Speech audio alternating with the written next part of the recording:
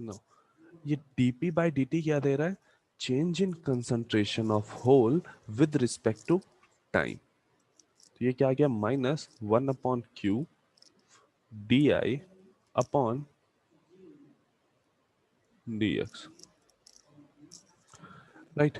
अब ये जो होल कंसंट्रेशन में चेंज आया है क्वेश्चन 1, ये किस वजह से आया है? क्योंकि तुम्हारी जो करंट थी, जो तुम्हारी करंट थी वो डिस्टेंस के अकॉर्डिंग चेंज हो रही थी। जब आप x डिस्टेंस पे थे तो आपकी करंट क्या थी? I। और जब आप x plus D x distance पे थे तो आपकी करंट क्या थी? I plus D I. ठीक है, उसके रिस्पेक्ट में हमने फाइंड आउट किया है कि with respect to time hole concentration में कितना चेंज होगा। जब करंट तुम्हारी चेंज हो रही है विद रिस्पेक्ट टू डिस्टेंस, तो तुम्हारे होल कंसंट्रेशन में क्या चेंज होगा विद रिस्पेक्ट टू टाइम। ये हमने अभी first of all find out किया। नेक्स्ट, अब क्योंकि हमने देखा कि वहां पे जनरेशन रेट जो है, चेंज इन जनरेशन रेट भी है, ठीक। तो अब हम क्या फाइंड आउट करना चाह रहे हैं कि जो होल कंसंट्रेशन में चेंजेस है विद रिस्पेक्ट टू टाइम, वो वो चेंजेस जनरेशन रेट की वजह से कितने हो रहे हैं, हमें वो फाइंड आउट करना है। तो change in concentration of hole with time due to change in generation rate,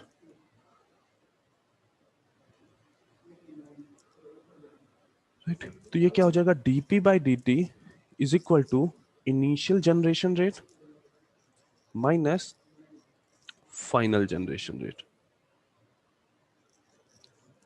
initial generation rate minus final generation rate.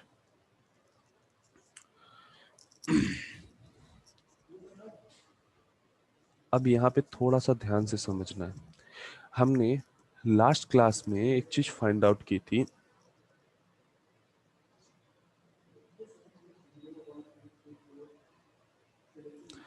जो हमारा रिकम्बिनेशन रेट था उसको हमने रिलेट किया था, और हमने क्या फाइंड आउट किया था?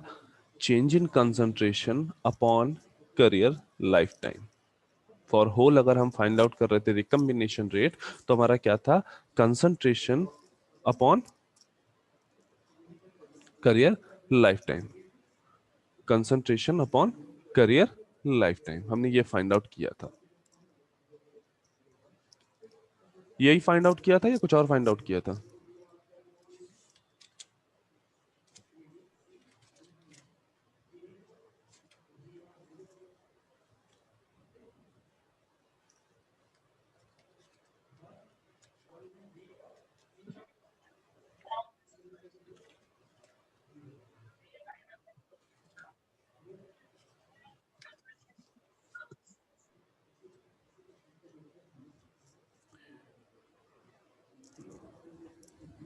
ओके, अब यहां देखो,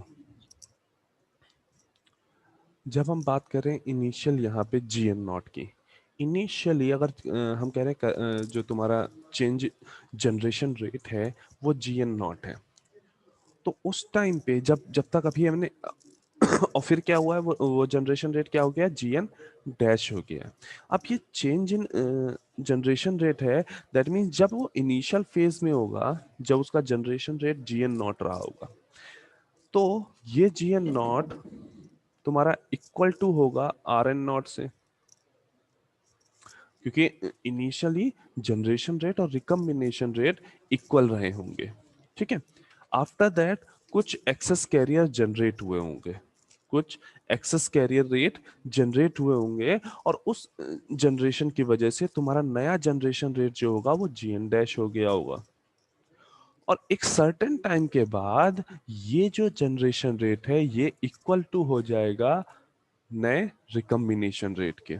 इस बात को बहुत अच्छे से समझना है कि देखो, जो तुम्हारा जब तुम एक्सेस कैरियर देते हो, जब तुम कोई भी ऑप्टिकल एनर्जी देते हो, तो इनिशियली तुम्हारा जनरेशन रेट चेंज होता है। ठीक है, नंबर ऑफ जो इलेक्ट्रॉन जो जनरेट हो रहे हैं उसका जनरेशन रेट चेंज होता है। ठीक, फिर जैसे जैसे थर्मल इक्विलिब्रियम रीच कर रहा होगा, जब थर्मल इक्विलिब्रियम आ जाएगा तो उस टाइम पे क्या होगा, तुम्हारा जो जनरेशन रेट होगा वापस रिकम्बिनेशन रेट के बराबर हो जाएगा। ठीक है, जो तुम्हारा रिकम्बिनेशन रेट है वो डायरेक्टली तुम्हारा कंसंट्रेशन पे डिपेंडेंट है, जबकि जो तुम्हारा जनरेशन रेट है वो तुम्हारा जो तुमने ऑप्टिकल एनर्जी प्रोवाइड की उस ऑप्टिकल एनर्जी के ऊपर डिपेंडेंट है।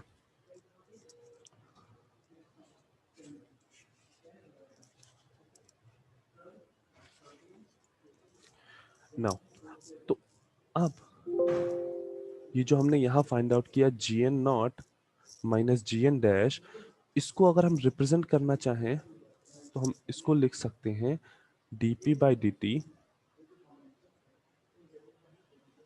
Is equal to P naught upon tau P minus P upon tau P. यहाँ पे पी क्या है, वो वो होल का कंसंट्रेशन जो जनरेशन के बाद जो मतलब एक्सेस तुमने जब एक्सेस कोई एक्सटर्नल एनर्जी दी, उस एनर्जी के बाद उस एनर्जी को देने के बाद जो तुम्हारे डेल्टा एन ये sorry delta P holes generate हुए, प्लस जो इनिशियली तुम्हारे पास पी नॉट होल्स थे, उन दोनों का सम जो है वो पी के बराबर है। जो तुम्हारा ये पी है, मतलब जो ये होल कंसंट्रेशन हमने लिखा है, ये होल कंसंट्रेशन वो होल कंसंट्रेशन है जो तुम्हारा उस एक्सटर्नल एक्साइटेशन के बाद जनरेट हुए नंबर ऑफ होल है, टोटल नंबर ऑफ होल्स उस एक्सटर्नल एक्साइटेशन के बाद। एंड पी नॉट जो है वो इनिशियल होल कंसंट्रेशन है जब आप एक्स डिस्टेंस पे हो या एक्स पॉइंट पे हो। ठीक है, जब यहाँ इस पॉइंट पे हो तुम, इस पॉइंट पे जब तुम देख रहे हो, ये इस फेस पे जब तुम देख रहे हो, तो इस फेस पे जो तुम्हारा चार होल कंसंट्रेशन है वो क्या है, पी नॉट है। और एक्सटर्नल एक्साइटमेंट की वजह से जो तुम्हारा टोटल कंसंट्रेशन इस फेस तक पहुंचते पहुंचते जो हो गया है वो क्या हो गया है, पी। ठीक है, तो यहां से हमें dp बाई डी टी क्या मिल रहा है, P naught upon tau P minus P upon tau P. तो ये क्या आ जाएगा, P naught minus P upon tau P. ये क्या हो गया, dp by dt, equation number 2। Now अब हमें पता है for semiconductor current I is equal to क्या होता है, डिफ्यूजन की वजह से जनरेटेड करंट प्लस ड्रिफ्ट की वजह से जनरेटेड करंट। तो अगर हमने पी टाइप सेमीकंडक्टर ले रखा है तो उसकी ड्रिफ्ट की वजह से करंट क्या आएगा, hole concentration multiply by charge multiply by A mu E. हमने पढ़ा था J is equal to Q P V D. इस वी को हम क्या लिख सकते हैं, mu P into E. J को क्या लिख सकते हैं, आई अपॉन ए, और ये किसके बराबर हो जाएगा, क्यू पी। तो आई इज इक्वल टू क्या हो जाएगी, Q P A mu P into A. यहाँ पी क्या है, होल का concentration, Q charge, A cross section area, hole mobility and electric field applied, minus क्योंकि होल की बात कर रहे हैं तो होल की जो डिफ्यूजन करंट होती है वो नेगेटिव आई थी, और वो किसके बराबर आई थी, देखो जब हमने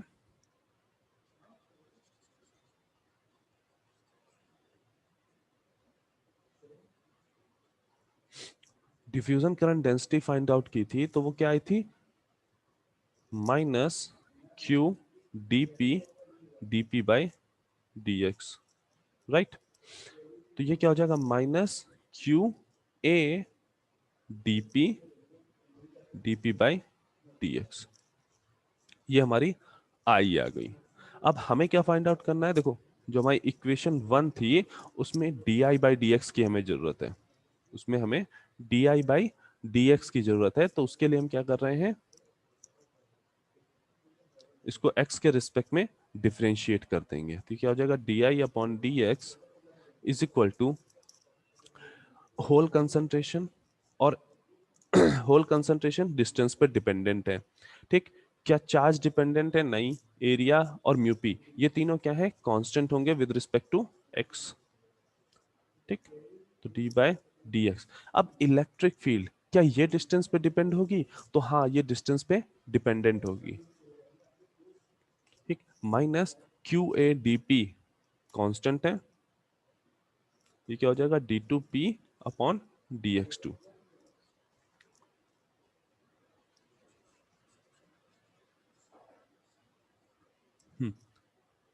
इलेक्ट्रिक फील्ड देखो, जब तुम किसी सेमीकंडक्टर बार में इलेक्ट्रिक फील्ड देते हो, तो वो इलेक्ट्रिक फील्ड अगर तुमने मान लो ये वोल्टेज दिया है, या इस पॉइंट पे अगर वोल्टेज इक्वल टू 5 वोल्ट है, तो इस पॉइंट पे वोल्टेज 0 वोल्ट होता है, या उसके रिस्पेक्ट में ही। मीनिंग इस रेजिस्टिव अगर जो जो भी मटेरियल में तुमने ये इलेक्ट्रिक फील्ड दी है, उसकी रेजिस्टिविटी की वजह से तुम्हारा वोल्टेज या electric field from one point two second point change होती है। दैट इज वाई हमने यहाँ पे इलेक्ट्रिक फील्ड को डिस्टेंस पे डिपेंडेंट लिया हुआ है। ठीक है। अब इस D I by D x की जो वैल्यू आई है, इसको हमने इक्वेशन 3 ले लिया है। अब इस D I by D x की वैल्यू को आप इक्वेशन नंबर 1 में पुट कर देंगे, तो वहां से हमें एक नई डीपी बाई dt की वैल्यू मिल जाएगी। Now dp by dt from equation 1 and 3, dp by dt is equal to क्या आ जाएगा? माइनस 1 अपॉन क्यू ए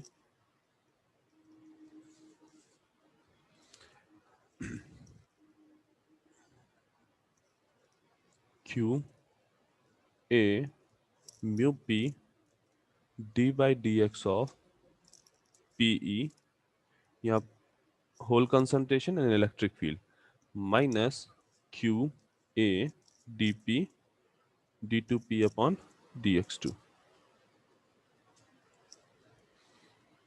ये क्यू ए दोनों साइड से कॉमन होके इससे कैंसिल हो जाएगा, तो ये क्या आ जाएगा? Minus mu P D by D X of PE minus D P D two P upon D X to.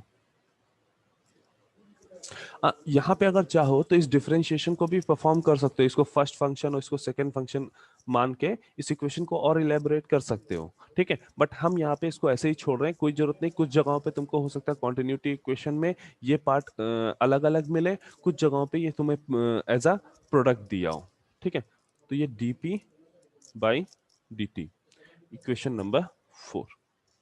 Now अब जो हमारी कॉन्टिन्यूटी इक्वेशन होगी, वो कॉम्बिनेशन है equation number 4 and equation number 2 का। Equation number 2 and equation number 4, इनका combination जो होगा वो हमारा क्या कहलाएगा? Continuity equation. तो बाय कंबाइनिंग इक्वेशन 2 एंड 4, तो हमें क्या मिल जाएगा? dp by dt is equal to P naught minus P upon tau P plus D P D two P upon D X two minus mu P T by D X of P into E. इस part को चाहो तो आप open कर सकते हो, मतलब D by D X of P when e is constant and d by dx of e when p is constant। Meaning इसको इस तरह से भी लिख सकते हो, dp by dt is equal to p not minus p upon tau p plus dp d2p upon dx2 minus mu p p d by dx of electric field minus mu p into e d by dx of p। अब यहां तक करोगे तो भी correct है, अगर आप यहीं पे छोड़ दोगे तो भी करेक्ट है। ये दोनों ही आपकी क्या कहला रही हैं? Continuity equation.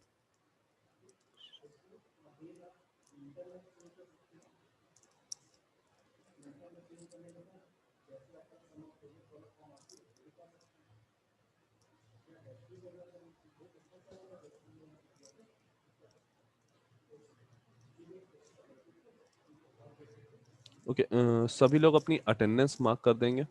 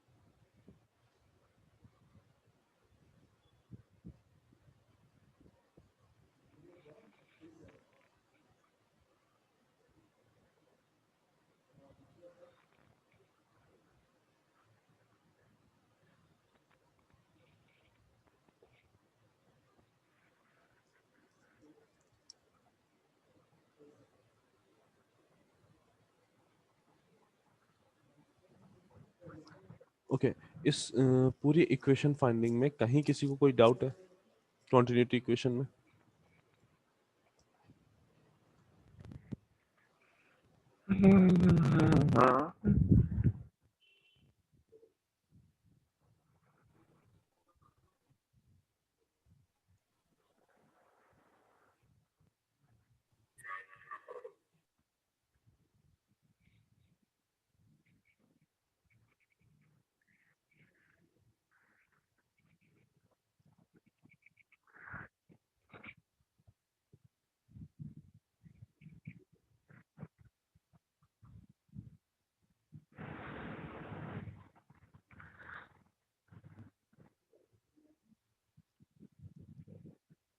ओके, सभी लोग इस कॉन्टिन्यूटी इक्वेशन को के प्रूविंग को अभी नोट्स गूगल क्लासरूम पे हम डाल देंगे, उसको प्रॉपर स्टडी करेंगे एंड अपने आप से एक बार ये प्रूविंग करके गूगल क्लासरूम पे आप उसको एज अ पीडीएफ अपलोड करेंगे, ठीक है? और ये काम कल 2 बजे तक हो जाना है।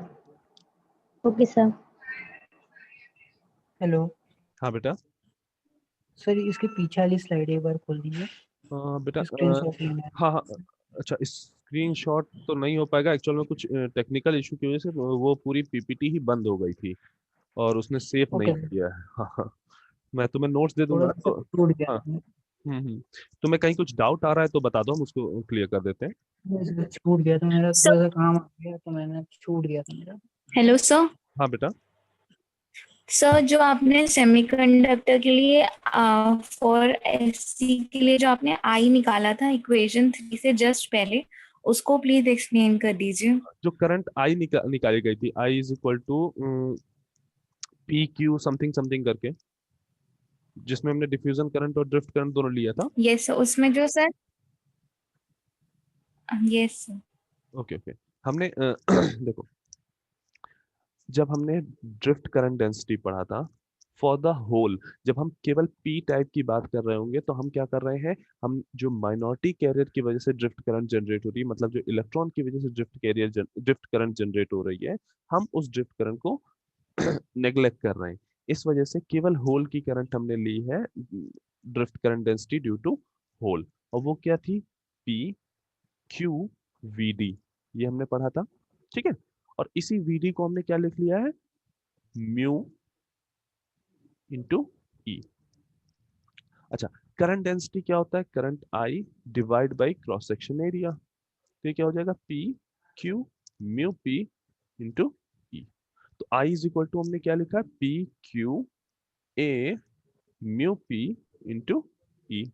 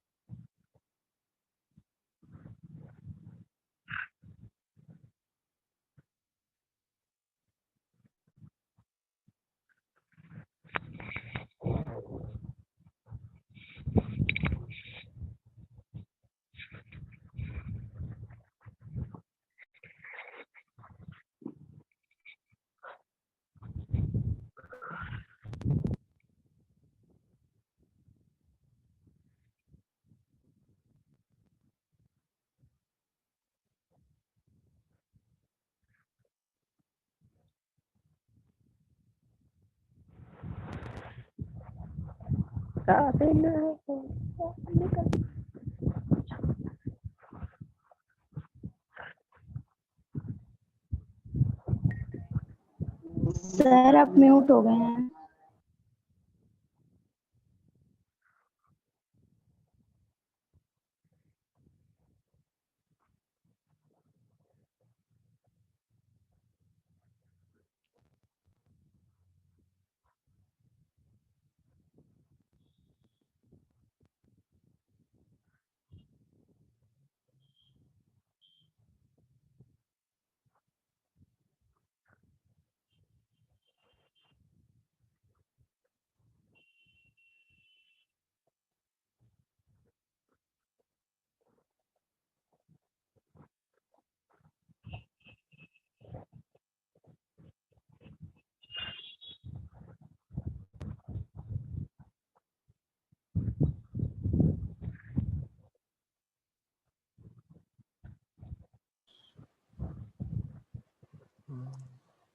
आई गेस मैं म्यूट पे था, मेरी वॉइस नहीं आ रही थी क्या?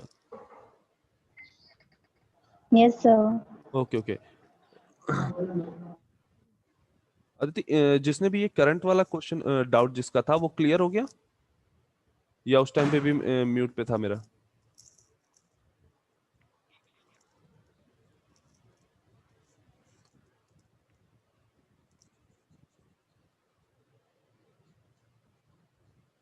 हमने सिंपली जो ये करंट की इक्वेशन लिखी थी, उस करंट सर ये इक्वेशन। हाँ बेटा। हाँ सर, ये डीपी क्या रिप्रेजेंट कर रहा है? ये डीपी बेटा डिफ्यूजन कांस्टेंट है। ये जब हम लोगों ने डिफ्यूजन करंट पढ़ी थी तब हम लोगों ने डिफ्यूजन कांस्टेंट पढ़ा था, डिफ्यूजन कोफिशिएंट बेसिकली पढ़ा था। ये बेसिकली डिफाइन क्या कर रहा था कि तुम जैसे तुमने वहां मोबिलिटी पढ़ा था, जब इलेक्ट्रिक फील्ड देंगे तो तुम्हारा इलेक्ट्रॉन कितनी इजीली मूव कर सकता है, ठीक है, उसको डिफाइन कर रही थी मोबिलिटी। उसी तरीके से ये जो डिफ्यूजन कोफिशिएंट है वो डिफाइन कर रहा है कि जब कंसंट्रेशन ग्रेडियंट होगा, जब डिफ्यूजन करंट जनरेट हो रही होगी, मतलब होल का या इलेक्ट्रॉन का जो मूवमेंट होगा कंसंट्रेशन ग्रेडियंट की वजह से हो रहा है, उस टाइम पे ईज ऑफ मूवमेंट डिफाइन करने के लिए हमारे पास एक प्रोपोर्शनैलिटी कांस्टेंट था। वो क्या, इसको हमने क्या बोला था? डिफ्यूजन कांस्टेंट या diffusion coefficient. Okay sir.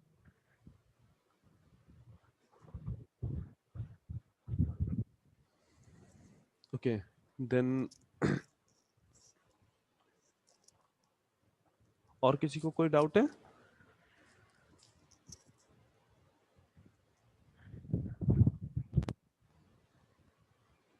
Okay कोई ऐसा तो नहीं है जिसने अभी अटेंडेंस मार्क नहीं की हो?